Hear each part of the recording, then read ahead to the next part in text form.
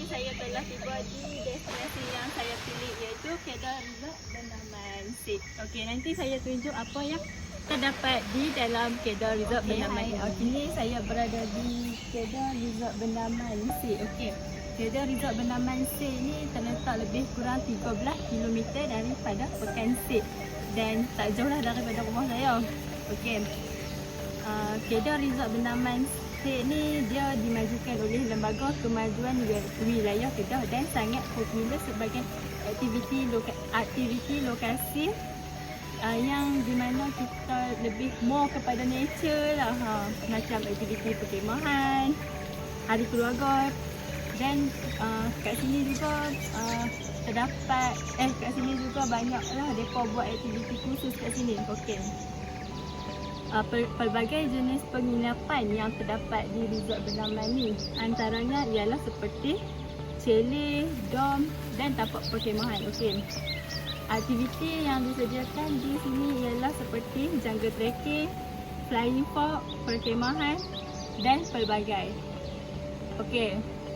Nanti saya akan tunjuk aktiviti-aktiviti yang terdapat di dalam. Okey, lah ni saya berada di tempat yang kita boleh buat aktiviti yang terdapat di dalam resort ini. Antaranya ialah ini, aktiviti flying fox.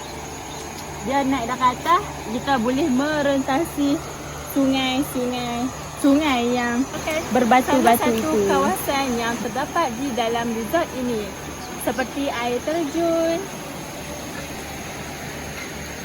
dan juga mempunyai haiwan-haiwan hutan seperti monyet. Itu salah satunya monyet. Okey, tempat ini juga. Okey, di tempat ini juga kita boleh dapat meriliskan stres, menenangkan fikiran, dan juga kita boleh membuat aktiviti kembaran. Okey, sini saya berada di tapak perkhemahan yang terdapat di dalam resort ini juga. Okey, jom kita tengok apa yang ada dalam khemah ini. Okey, dia macam kawasan kerja sikit sebab lah ni musim PKP, so tak ada orang, tak boleh orang main kat sini. So dia macam ni lah kawasan keadaannya. InsyaAllah nanti kawasan ini dibuka dan akan dibersihkan semula. Okey, okey, kat tangan saya ni ada buah durian. Okey, tu pokok durian. Okey, ni kawasan ni juga bukan merupakan kawasan pelancongan rekreasi, malah ia juga merupakan kawasan pelancongan pertanian. Okey, kat sini kita boleh buat aktiviti macam melawat dusun-dusun buah-buahan. Okey, kita boleh petik je buah-buah yang terdapat di kawasan ini.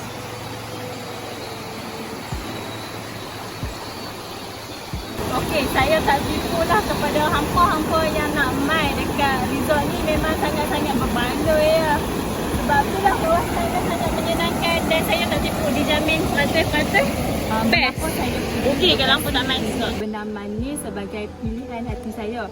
Okey, ia kerana merupakan pelancongan pertanian Bendaman. Okey, lokasi dia yang sangat menarik dan kita boleh membawa keluarga mai kat sini. Okey, sebab apa saya kata menarik ni? Sebab contoh, kita duduk bandar kan, lepas tu kita nak lari dari kepada kesibukan, kesesakan, serabut apa semua tu kan, kita bolehlah mai kat sini. Sebab kat sini tempat dia lebih kepada macam nature, kampung, macam tu. Okey, yang kedua ialah tempat yang menarik juga kat sini, dia berdekatan dengan lokasi air terjun, yang di mana lokasi air terjun tu dulu memang sangat popular lah dekat Kedah kan, dekat Sik ni, iaitu Latar Mengkuang. Okey, seterusnya ialah pengunjung yang nak mai kat sini, kita boleh ambil trip harian atau boleh tinggal lah, boleh duduk lah dekat resort Kedah ni. Sebab apa? Sebab resort ni memang sangat cantik. Hanya macam saya tunjukkan apa yang ada dalam resort ini tadi kan. Okey, dia merupakan, resort ni juga merupakan kawasan peranginan. Okey, yang paling penting dan yang paling saya suka sebab Kawasan ni dikelilingi bukit bukau yang menghijau. Okey.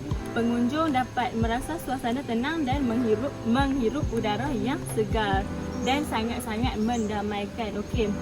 Saya syorkan kepada hampa yang mana kalau nak mai kat sini boleh mai sebab kalau hampa mai kat sini memang sangat best, dan saya harap kalau hampa mai sini memang sangat berbaloi lah, tak akan menyesal kalau hampa mai sekali. Kita kalau nak buat aktiviti kembara ni mesti ada peralatan keselamatan yang digunakan semasa membuat aktiviti kembara. Okey, contohnya yang pertama ialah seperti peti keselamatan. Okey. Peti keselamatan ni adalah sangat penting lah kalau kita nak buat apa-apa aktiviti sekalipun. Okey.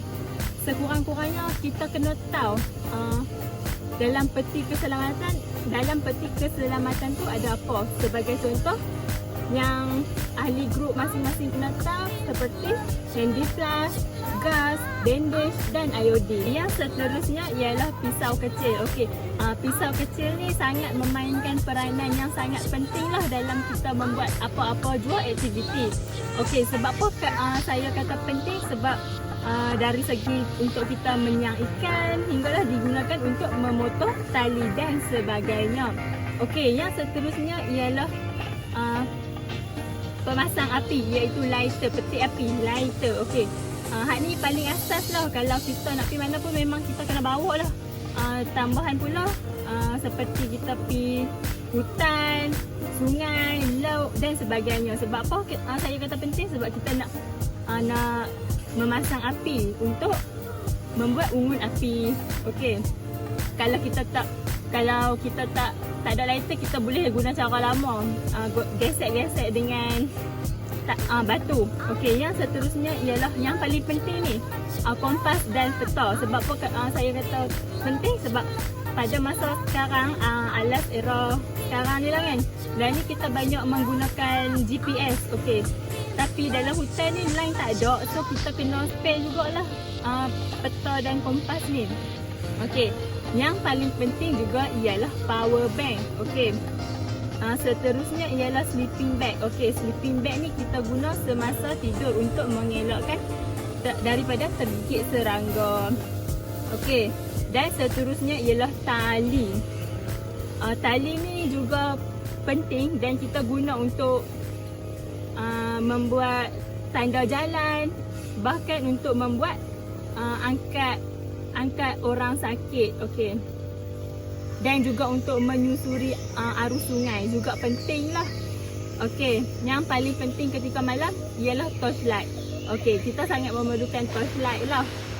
Okey, hal ni bagi umat Islam memang sangat penting lah kalau kita nak memasuki hutan dan sebagainya. Iaitu penting bekalan doa. Okey, doa dia berbunyi macam ni. Bismillahirrahmanirrahim, la yadurru ma'asmihi syai'un wala fis sama'i wa huwas samiul alim. Okey, dan bermaksud dengan nama Allah tidak akan memberi kudrat akan sesuatu yang di bumi dan di langit, di mana Dia Maha mendengar dan Maha mengetahui. Okey. Sekian, terima kasih. Yang seterusnya ialah saya nak bagi tahu kemahiran membaca kompas. Okey. Kompas ni ialah alatan yang berfungsi untuk menunjukkan arah mata angin dan arah-arah jalan. Okey, dan bagi para jungle trekking, kompas ni sangat pentinglah untuk mereka, dan mereka juga perlu mengetahui cara-cara menggunakan kompas dan fungsinya. Okey. Kompas ni sangat penting lah kalau kita masuk hutan ke, pergi daki gunung ke apa kan. Sebab apa saya kata penting? Sebab penting lah sebab peluang nak sesat tu sangat tipis. Ya. Okey, nanti seterusnya saya akan tunjuk cara-cara membaca kompas dengan betul. Cara-cara membaca kompas. Okey. Yang pertama ialah kita perlu berdiri di satu tempat yang menghadap objek yang hendak ditentukan oleh kita lah. Okey, yang kedua ialah letakkan kompas di atas permukaan yang rata. Yang ketiga ialah pusingkan kompas perlahan-lahan hingga jarum kompas tu menunjukkan arah utara. Lepas tu elakkan daripada peralatan yang besi. Okey, yang keempat ialah letakkan pembaris pada kompas itu sehingga hujungnya selaras dengan arah objek itu. Yang seterusnya ialah bacalah arah objek itu dengan merujuk pada arah yang ditujukan oleh pembaris pada kompas. Okey, saya akan tunjuk macam mana nak pasang kemah. Okey, dia ada step dia, iaitu 7 step. Okey, yang pertama ialah pastikan kedudukan tirai kemah itu adalah ke arah yang kita dikehendaki. Okey, yang kedua ialah mulakan dengan memasukkan flexible poles, iaitu rangka lentur sebagai rangka kemah itu. Yang ketiga ialah setiap hujung poles dimasukkan ke dalam lubang penjuru kemah. Okey, lubang yang kita kena masukkan lubang tu ke dalam lubang yang paling hampir lah dengan kemah tu. Yang keempat ialah ikat kedua-dua flexible poles bagi menstabilkan rangka kemah. Okey, yang kelima ialah masukkan besi pacak berbentuk L ke dalam lubang penjuru kemah dan benamkan dia. Okey, lepas tu kita kena letakkan batu atas besi pacak bagi memastikan kemah itu kukuh dan stabil. Yang keenam ialah letakkan top cover dan cangkuk pada tempat yang disediakan. Okey, yang ketujuh ialah kemah itu pun telah siap dan kita boleh masuk ke dalam kemah itu. Keempat ialah kemahiran jenis ikatan dan simpulan. Okey, kat sini saya pilih dua jenis simpulan dan ikatan, iaitu simpul 8 angka dan ikatan bunga gerti. Okey, jom saya akan tunjuk cara-cara membuat simpul angka 8 dan ikatan bunga gerti.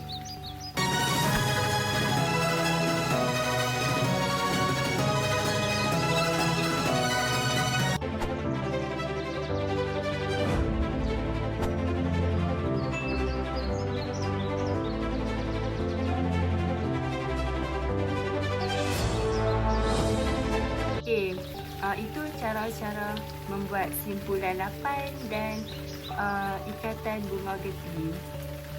Peraturan keselamatan semasa membuat aktiviti kembara ialah kita perlu memakai pakaian yang bersesuaian seperti sport attire.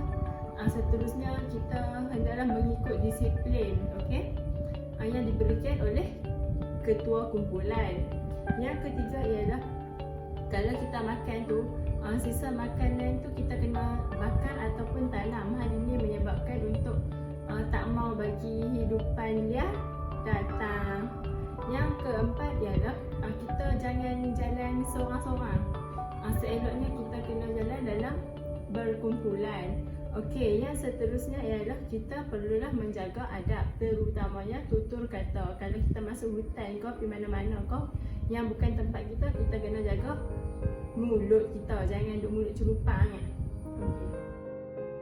Kaedah menyelamat di hutan. Okey, kaedah yang pertama ialah semasa kita sesat dalam hutan, kita ada cara untuk kita bagi tahu amaran ke orang.